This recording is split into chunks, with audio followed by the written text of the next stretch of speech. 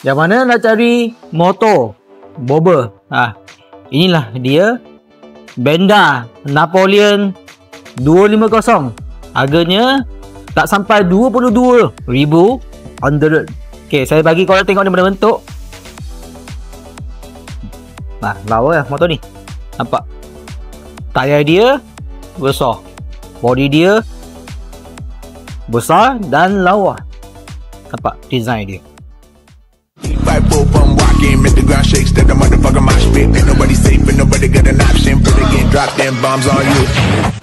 And I don't even smoke like that. Already elevated cause I roll like that. I be levitating on a daily, baby. Steady meditating, grab a yoga mat. Breathe out, baby, don't hold it.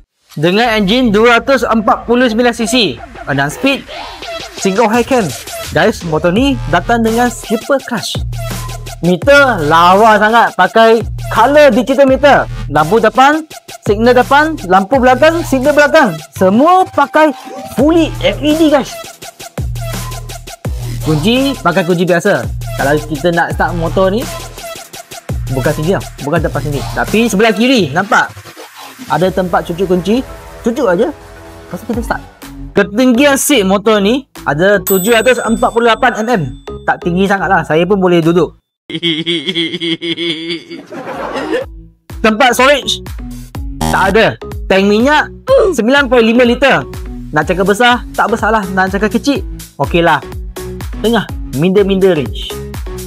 Motor ni pakai liquid cool. ABS depan ada, belakang ada. Yang paling penting guys, ada traction control motor ni. Jadi saya cuba ada tolak motor ni. Agak berat jugalah. Ada 182 kg. Motor ni top speed lah, boleh pergi 120. Inilah bunyi dia.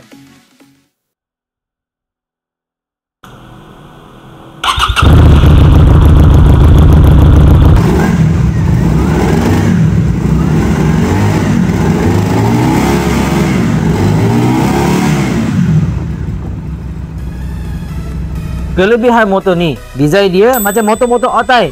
Yang kedua, depan ada ABS, belakang pun ada ABS.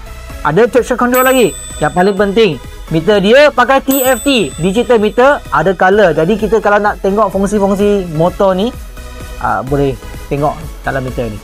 Kurangan motor ni, untuk saya lah, sangat berat. Okay, yang kedua, sebab dia boleh adjust pipe dekat sini. Masa kita berhenti dekat traffic light, kita akan rasa dia benar panas. Daripada adjust pipe, kita benar peha, panas sangat. Yang ketiga, masa kita nak pasang bateri ni, kita ambil masa dalam setengah jam. Technician saya tau, technician profesional. Jadi susahlah kalau nak pasang bateri motor ni. Untuk pendapat saya, kalau korang adalah jenis yang show off, motor ni lah. Sebab dia design dia smart lah. Okay, kalau korang nak tengok motor ni, datanglah kedai saya dekat Jalan Berserah, sebelah Park Bank. Guys, yang paling penting, kedai saya ada pusat servis. Kita jumpa nanti. See you guys.